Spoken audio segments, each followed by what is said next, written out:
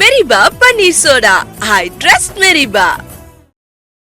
நடந்து முடிந்த தேர்தல்ல சாதியை பார்க்கல, மதத்தை பார்க்கல, காசை பார்க்கல. ஓட்ட குத்திருக்கிறான்ல ஜனநாயகத்துல ஏதாவது ஒரு சின்ன பிரச்சனை இருக்கு. காசு கொடுத்தாங்க கொடுக்கல, திமுக கொடுத்தா அதிமுக கொடுத்தாங்க, 5000 சில இடத்துல கொடுத்தாங்க. ஆனா இதெல்லாம் அடைச்சு ஒடிச்சு சாதாரண ஆட்களை ஜெயிச்சிருக்கு. ஜனநாயகத்தில் பெரிய வெற்றிங்க. 44 ரிசர்வ் தொகுதியில் 20க்கு மேற்பட்ட தொகுதிகள் வெற்றி பெற்றிருப்பது மெஜாரிட்டியா டிவி. பொது தொகுதியில விஜயகாந்தோட மகன் விருதுநகர் அவரை எதிர்த்து நின்று வெற்றி பெற்றிருக்கின்ற செல்வம் ஒரு தலித். இது மாதிரி ஒரு 4 தொகுதியில் நிப்பாட்டி இருக்கிறார். அதுல லீடிங்ல இருந்தாங்க. அதை மையமாக வைத்து இவர்கள் போட்டுட்டாங்க. துணை முதல்வர் நான் கேட்க மாட்டேன், எப்பயுமே கேட்டாருன்னு ஒரு வதந்தி பரவுது. உங்களுக்கெல்லாம் துணை முதல்வர் பதவி கேட்குதா அப்படின்னு கேட்கிறாங்க. எங்கள் தலைவர் முதல்வராக வேண்டும் என்று தமிழகமே காற்றுக் கொண்டிருக்கிறது. ஆனா எங்க தலைவர் அறிவிக்கல. எங்க தலைவரே இந்த தொகுதியில 4 முனை போட்டி ஆற்றி என்றிருந்தாருன்னா 10 தொகுதியில் வெற்றி பெற்றிருக்கும். எல்லா தொண்டனையும் அரசியல்படுத்த முடியாது. விஜய் அரசியல்படுத்தினாலே போதும். அவர் தான் ஜோசியக்காரருக்கு அரசு பதவி வாபஸ் வாங்கிட்டார்ல. ஆனா எங்க தலைவர் அழகான கருத்து சொன்னார். யாரு என்னங்கிற பேக்ரவுண்ட் வந்து திருமாவளவன் அவர்களுக்கு தெரியாம கூட இருந்திருக்கலாம். செய்தி தொடர்பாளருக்கு ஒரு பொறுப்பு கொடுக்கப்பட்டிருக்கிறது. அவருக்கு எக்ஸ்ட்ரா ஜோதிடம் பார்க்க தெரியும். அவ்வளவுதான் மேட்டர். பகுத்தறிவுக்கு எதிரான கருத்துக்கள் நிறைய பேசுறாரு. பணம், ஜாதி, மதம் பார்க்காம வாக்களிக்கணும். ஆனா அதே சமயத்தில் வேட்பாளர் யாரு என்னன்னு தெரிஞ்சுக்காமலே ஓட்டு போடுறது எந்த வகையில சரியாகும்? மக்களுக்கு ஆதரவாக இருக்கிறியா? அதை நிச்சயமாக மக்கள் பார்க்க வேண்டும். யாரு தலைவர் சொல்லி நீ ஓட்ட போடு. நீ போய் நேரடியாக போய் விஜயை பார்க்க முடியாது. சட்டமன்ற உறுப்பினரை தான் பார்க்க முடியும். அது மாதிரி ஆளுகளை பார்த்து போட வைக்க வேண்டும் என்பது நம்மளுடைய நோக்கம். அதில் எந்த மாற்றம்.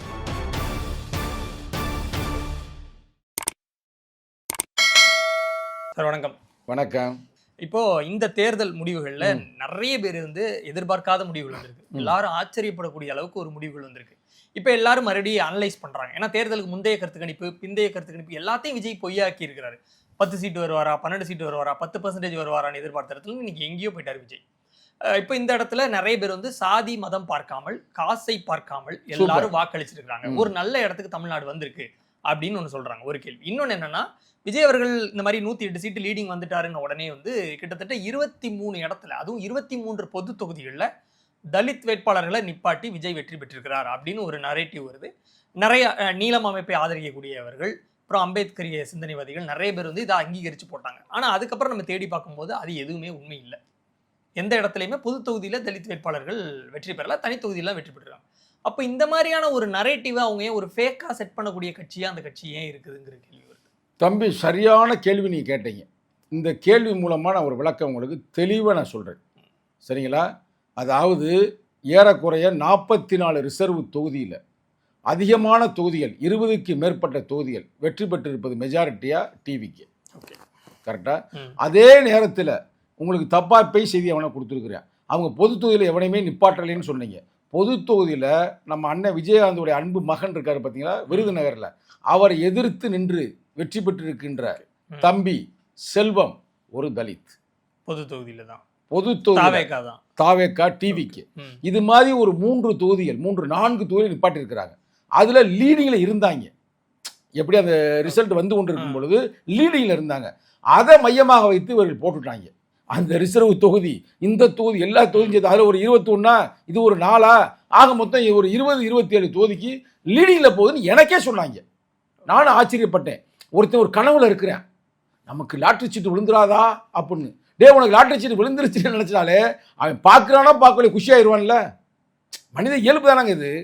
நீ ஏற்கனவே ஒரு ஆசையில இருக்கிற இது மாதிரிலாம் வரணும் நாடு அப்படின்னு. அதனால அவர்கள் அந்த ஆசையில வந்து சொல்லியிருக்கலாம். ஒரே ஒரு வேட்பாளர் மட்டும்தான் பொது தொகுதியில காங்கிரஸ் ஒண்ணுங்க. அது ஏன் ஊருங்க, மதுரை மாவட்டம் அவர் வந்து ஜெயிச்சிருக்கிறாரு, ரைட்டா. ஆனா விழுப்புரத்து அது என்ன விருதுநகர் இப்ப நெட்ல போட்டு பாருங்க. விருதுநகர் இது தொகை எனக்கு ஒரு 3 தொகுதி சொன்னாங்க. மொத்தம் 4 தொகுதி பொது தொகுதியில் 2-3 பேர் தோத்து போயிட்டாங்க. ஆனா அவங்க தலித்துன்னு சொல்லி சீட்டு கொடுக்குறாங்க. தம்பியாண்ட பேசினாரு. யாரு? விருதுநகர் தம்பியாண்ட பேசினார். அண்ணே, என்னை தலித்துன்னு நினைச்ச அவங்க சீட்டு கொடுக்குறேன். அங்க எவனும் வந்து நிற்பதற்கு கூட ரெடியா இல்லை, பயந்துகிட்டு அவர் எதுக்க. அப்ப நான் இதுல ரசிகர் மன்றத்தில் ஆரம்பத்துல இருந்து இருந்தேன். நான் மக்களோட தொடர்புல இருந்தேன். அப்ப அவர் தைரியமா நீ நில்லுப்பா, நான் பாத்துக்கிறேன் நேரடியாக. அப்ப மொத்தத்துல 4 பொது தொகுதியில தலித் வேட்பாளர்களை எடுத்துக்கலாமா? நிப்பாட்டினால ஒருத்தர் வெற்றி. அது எனக்கு நம்பகத்திலிருந்த செய்தி. அந்த வேட்பாளர் என்ற பேசிட்டாருன்னு வச்சுக்கோங்க. அதை வந்து பெருமையா பேசுறாங்க. ஆனா அதே நபர்கள் திருமாவளவன் அவர்கள் துணை முதலமைச்சர் பதவி கேட்கிறாரு அப்படின்னு தெரிஞ்ச உடனே வேற மாதிரி பேசுறாங்க. என்னென்ன பேசுனாங்கன்னு நான் சொல்ல விரும்பல. துணை முதல்வர் வந்து நாங்க கேட்க மாட்டோம் எப்பயுமே, ரைட்டா? கேட்கல பிரதர், நாங்க துணை முதல்வர் சரி கேட்டுக்கிறோம். கேட்டாருன்னு ஒரு வதந்தி பரவுது. அதுக்கு கேட்டாரா கேட்கலையான்னு எங்களுக்கு உறுதியா தெரியாம நாங்க பேச மாட்டோம்னு சொல்றது வேற. அதற்கு மாறாக உங்களுக்கு எல்லாம் துணை முதல்வர் பதவி கேட்குதா அப்படின்னு கேக்குறாங்க. அப்பெல்லாம் யாரும் கேட்டிருக்க மாட்டாங்க. நீங்களா இதை பில்டப் பண்ணி என்ன கேள்வி கேட்டீங்கன்னா 1000 பேர் கேட்டாங்க. 1000 பேர் கேட்டாலும் எனக்கு பார்வை வந்தானே கேட்க முடியும். நாங்கள் துணை முதல்வராக வர வேண்டும் என்று தமிழகமே காத்து கொண்டிருக்கிறது. எங்கள் தலைவர் முதல்வராக வேண்டும் என்று தமிழகமே காத்துக் கொண்டிருக்கிறது. ஆனா எங்க தலைவர் அறிவிக்கல.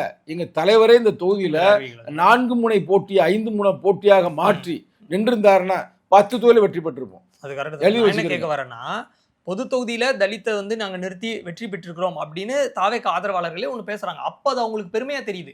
ஆனா அதுவே ஒரு தலித் வந்து துணை முதலமைச்சர் பதவி கேட்கும் பொழுது கேட்டா தான் நாங்க பேசுறது சார். கேட்டதாக ஒரு செய்தி வரும்போது அவங்க எப்படி அதை அணுகுறாங்கன்னு இருக்குல்ல. அது அணுகிறவனை பத்தி நமக்கு பேச்சு இல்ல. ரைட்டா? நாங்க வந்து துணை முதல்வர் கேட்கறோம். நாங்க வந்து அன்கண்டிஷனல் சப்போர்ட், எந்த எதிர்பார்ப்பும் இல்லாமல் ஆளுநர் ஆட்சி வராமல் இருக்க வேண்டும் என்பதற்காகவே நாங்கள் ஆதரவு கொடுத்தோம். அந்த ஒரே ஒரு நோக்கம், இதே யதார்த்தம். இப்ப இருந்தாலும் வந்து விடுதலை சிறுத்தைகள் கட்சி இருக்கிறாங்க, மார்க்சிஸ்ட் இருக்கிறாங்க. அப்படிங்கும் பொழுது இந்த அரசுக்கு அறிவுரை கொடுக்க வேண்டிய இடத்துல இருப்பாங்க, ஒரு கடிவாளமா இருப்பாங்க அப்படின்னு எதிர்பார்க்கப்பட்டுச்சு.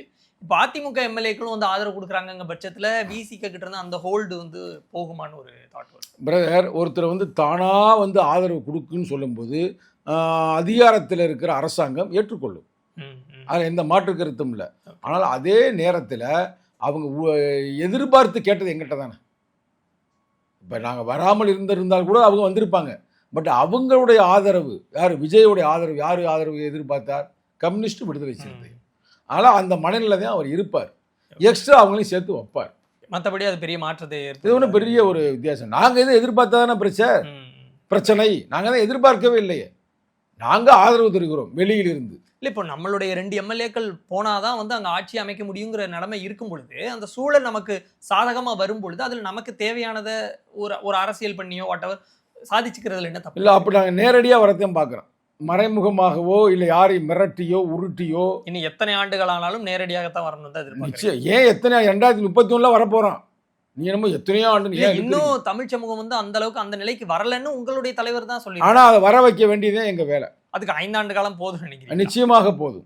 அது வரலாறு வேணும்னா சொல்கிறேன். எங்கள் தலைவருக்கு தெரிஞ்சது தான். 1960 சஞ்சவியா ஒரு தலித் 1960 நாளாம் பிறக்கலை. உங்கள் அப்பாவே பிறந்திருக்க மாட்டார். அப்பயே ஒருத்தர் ஆக்கியிருக்கிறாங்கல்ல 1960. அடுத்து பீகாரில் 2 பேர். உத்தரப்பிரதேசத்தில் அம்மா மாயாவதி 3 முறை. மகாராஷ்டிரில் 1 முறை. பஞ்சாப்ல இன்னைக்கு 2021 தலித் முதல்வர். இது அங்கெல்லாம் சாத்தியம். ஆனா இந்த திராவிட மண்ணில் பெரியார் பூமியில இவங்க தடுத்து வச்சிருந்தாங்க. உடஞ்சு போச்சு, ஓப்பன் ஆயிருச்சு.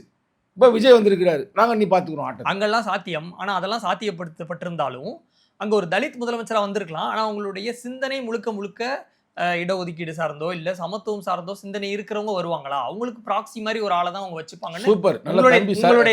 சரியான கேள்வி தம்பி. உண்மையை நான் பாராட்டுறேன் தம்பி. நிறைய உள்வாங்கி இருக்கிறேன். அதுல மாயாவதி அம்மையார் மட்டும்தான் தலித் சிந்தனையோடு புரட்சி அம்பேத்கர் கோட்பாடு வந்தது.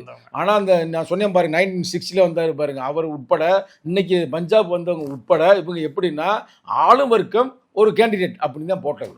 ஆனா அவங்க நினைச்சா கூட தலித் விடுதலையை பேச முடியாது. அது உண்மைதான். ஆனால் நாங்கள் முழுக்க முழுக்க தலித்து விடுதலையோடு தலித்து சிந்தனையோடு 2031 ஆட்சியை பிடிப்போம். ஓகே, இப்போ இந்த தேர்தலில் மக்கள் எந்த அடிப்படையில் விஜய்க்கு வந்து இப்படி வாக்களிச்சிருக்கிறாங்கன்னு நினைக்கிறீங்க?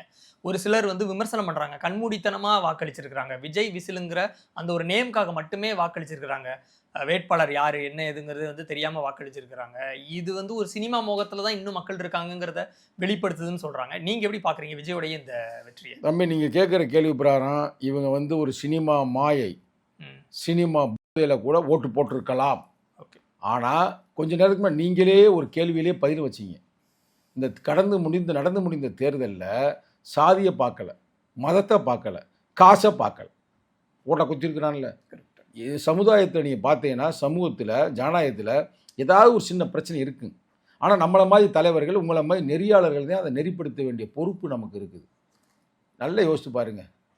காசு கொடுத்தாங்களா கொடுக்கலையா? எல்லா தொழிலும் காசு கொடுத்தானா? திமுக கொடுத்தேன், அதிமுக கொடுத்தாங்க. ஆனால் இதெல்லாம் அடைச்சி ஒடிச்சு 5000 சில இடத்துல கொடுத்தாங்க. ஜெயிச்சிருக்காப்புல இல்லை, சாதாரண ஆட்களை ஜெயிச்சிருக்கு. ஜனநாயகத்தில் இது பெரிய வெற்றிங்க. நான்லாம் தனிப்பட்ட முறையில் வருத்தப்பட்டேன். இது என்ன இவ்வளோ மோசமாக போகுது, நாளைக்கு நம்மளாம் எலெக்ஷன் நிற்க முடியாது. அவருக்கு காசு கொடுத்தாலே ஓட்டுனா எவ்வளோ பெரிய ஒரு மட்டரகமானது. இதை உருவாக்கணும் யார் நினைக்கிறீங்க? அம்மையார் ஜெயலலிதா அம்மையார். நிறைய பேர் தெரியாமல் திருமங்கலம் ஃபார்முலான்பாங்க. திருமங்கலம் ஃபார்முலாவுக்கு முன்னாடியே அந்த அம்மா 200 அந்த பிஸ்கட் நாய் துண்டு பிஸ்கட் போகிற மாதிரி போட்டுன்னு சொல்லி போட்டு விட்டாங்க 200 அதுக்கடுத்து திருமங்கலம் ஃபார்முலா பெருசாக எஸ்டாப்ளிஷ் பண்ணாங்க. அடுத்து தொடர்ந்து மருமகன் இது பெரிய இன்டர்நெட் கார்பரேஷன் சிஸ்டமாக உருவாக்கிட்டார். ரைட்டா? உண்மை அப்புறம் ஏதாவது இது ஒன்றும் மறைச்சு பேசுகிறதுக்கு ஒன்றும் இல்லை, உண்மை அதுதான். ஆனால் மக்கள் காசை வாங்கி வீட்டில் பெட்டியில் வச்சுட்டு குத்தினால கும்மாங்குத்தா. அப்போ அது பணம் சாதி மதம் பார்க்காம இனி வந்து நம்ம அரசியல்படுத்தணும். அந்த வெற்றி பெற்று வந்தவரை அரசியல்படுத்தி எல்லா தொண்டனையும் அரசியல்படுத்த முடியாது. விஜய் அரசியல்படுத்தினாலே போதும். இப்போ விஜய் வந்துட்டு டேய் நான் உண்மையிலேயே அம்பேத்கரிஸ்டா, நான் அம்பேத்கருடைய போட்டாவை தான் வந்து பர்சனல் ஜோசியக்காரருக்கு அரசு பதவி கொடுக்குறாரு சார். அதான் நீங்கள் என்ன சொன்னதுமே அதான் வாபஸ் வாங்கிட்டார்ல. ஆனால் எங்கள் தலைவர் அழகான கருத்து சொன்னார். நீங்கள் எத்தனை பேர் கவனிச்சிங்கன்னு தெரியல, அழகா சொன்னார். நானே அதுக்கே விமர்சனம் வந்துச்சு. அது முழுதாக வந்து அவர் யாரு என்னங்கிற பேக்ரவுண்ட் வந்து திருமாவளவன் அவர்களுக்கு தெரியாம கூட இருந்திருக்கலாம். அது யாருன்னு தெரியலங்க, நான் பார்த்துட்டு சொல்றேன் கூட சொல்லியிருக்கேன். அவர் கட்சியில இருக்காரு அதனால கொடுத்துட்டாருன்னு சொல்றாரு. எங்க தலைவர் சொன்ன டயலாக நீ திருப்பி நான் அப்படி ஞாபகப்படுத்துறேன். உண்மை நானே பார்த்து சர்ப்ரைஸ் ஆயிட்டேன். அதான் எங்கள் தலைவன் என்ன சொன்னார்னா, அவர் ஏற்கனவே கட்சியில செய்தி தொடர்பாளராக இருக்கிறார். அந்த செய்தி தொடர்பாளருக்கு ஒரு பொறுப்பு கொடுக்கப்பட்டிருக்கிறது, சரியா? அவருக்கு எக்ஸ்ட்ரா ஜோதிடம் பார்க்க தெரியும், அவ்வளவுதான் மேட்டர். இதுல நீங்க ஒன்று புரிஞ்சு போயிருங்க.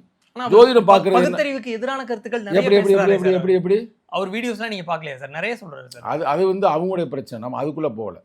அவர் வந்து ஜோதிடம் பார்க்க தெரிந்தவர், அவ்வளவு. அதோட நாங்க நிப்பாட்டிக்கிட்டோம், சரிங்களா? அவர் என்ன பில்லி சூனியம் வச்சாரா? இல்ல அவர் என்ன பில்லி சூனியம் பெரியார் கொள்கை தலைவர்னு சொல்லிட்டு பகுத்தறிவுக்கு எதிரான கருத்துக்களை பேசுறவரை வந்து அவர் பர்சனல் ஜோசியராகவும் இருக்கிறாரு. அவருக்கு அரசு பில்லி சூனியம் வச்சாரா? வச்சிருக்காரா எனக்கு தெரியல, உங்கள்கிட்ட கேட்கிறேன் சார். அதெல்லாம் பலிக்குமா சார்? வச்சாராங்க, பில்லி சூனியம் வச்சிருக்காரா? பில்லி சூனியம் வைக்கல சார். ஆனா என்ன பண்றாங்க, ஹார்ட் அட்டாக் வந்துச்சுன்னா 4 மந்திரத்தை சொல்லுங்க சரியாயிருங்கிறாரு. அது மூட நம்பிக்கை. அதை நம்ம கடுமையா அப்படிப்பட்ட அதே தூக்கி விட்டார்ல. அப்படிப்பட்ட ஆளை வந்து நம்ம சொன்னா கேட்கக்கூடிய இடத்துல தான் இருக்கிறார் விஜய். இந்த போய் தூக்கிட்டார், உடனே தூக்கிட்டார்ல. அதான் ஜனநாயகம். ஜனநாயகத்துல வந்து தப்பு நிகழும், அதான் ஜனநாயகம். அந்த தப்பை வந்து சரி பண்ணி முறைப்படுத்துவதே ஒரு ஆளுமை தன்மை. அந்த வேலையை அழகாக சரி பண்ணியிருக்கிறார்ல.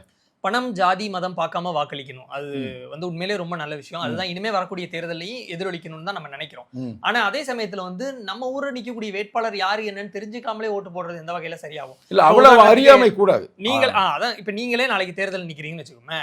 சங்கத்தமிழன் எத்தனை புத்தகங்கள் எழுதியிருக்கிறார், அவர் எத்தனை வருஷமா அரசியல் களத்தில் நிற்கிறார், இது எல்லாம் பார்க்காம உங்களுக்கு எதிராக நிற்கக்கூடிய ஒரு வேட்பாளர் விஜய் பிடிக்கும் அவர் கை காமிச்சாரு அப்படின்னு வாக்களிச்சா அது அவருக்கு வாக்களிக்கிறது சரியா இல்லை உங்களுக்கு வாக்களிக்கிறது சரியான ஒரு டேர்ம் வரல. இப்போ இதே மாதிரி பிடிஆர் தோல்வி அடைஞ்சிருக்கிறார், அவரை எதிர்த்து முஸ்தபா வந்து வெற்றி பெற்றிருக்கிறார்.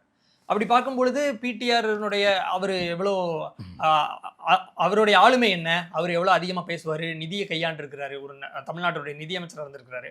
அவரை விட முஸ்தபா தகுதியான வேட்பாளராங்கிற கேள்வி எல்லாம் வருது. நான் முஸ்தபா வந்து தகுதியை குறைச்சு நான் சொல்லலை, பட் இப்படிலாம் வருது இல்லை. ஆனால் பணம் சாதி மதம் பார்க்காம எல்லாரும் ஓட்டு போட்டுட்டாங்கிறத முழுமையா இந்த ஜனநாயகத்துல நம்ம அங்கீகரிக்க முடியுமான்னு கேட்குறேன். இல்லை, நீ கேட்ட கேள்விக்காக நான் சொல்கிறேன். புத்தகம் எழுதியிருந்தால் மட்டும் அவர் வந்து நல்லவராக இருப்பார்னு மட்டும் நினைக்காதீங்க, கரெக்டா? புத்தகம் எழுதிவிட்டு பல பேர் பொறுக்கித்தனமா எடுத்துடுறாங்க. நம்ம அந்த மேட்டுக்கு போக வேணாம். மக்களுக்கு ஆதரவாக இருக்கிறியா? மக்களுடைய பிரச்சனையை கண்ணீர் வடிக்கிறாயா? மக்கள் பிரச்சனை கண்ணீரை துடைக்கிறாயா? அதை நிச்சயமாக மக்கள் பார்க்க வேண்டும். நீ யார் தலைவர் சொல்லி நீ ஓட்ட போடு, இருந்தாலும் உன் தொகுதியில் இருக்கிற ஆள் நீ போய் நேரடியாக போய் விஜயை பார்க்க முடியாது, உன்னுடைய சட்டமன்ற உறுப்பினரைத்தான் பார்க்க முடியும். அது மாதிரி ஆளுகளை பார்த்து போட வைக்க வேண்டும் என்பது நம்மளோட நோக்கம். அதில் வந்து எந்த மாற்று கருத்து. ஓகே, உங்களோட கருத்துக்களுக்கு ரொம்ப நன்றி. நன்றி, வணக்கம். மெரிபா பன்னீர் சோடா, ஐ ட்ரஸ்ட் மெரிபா.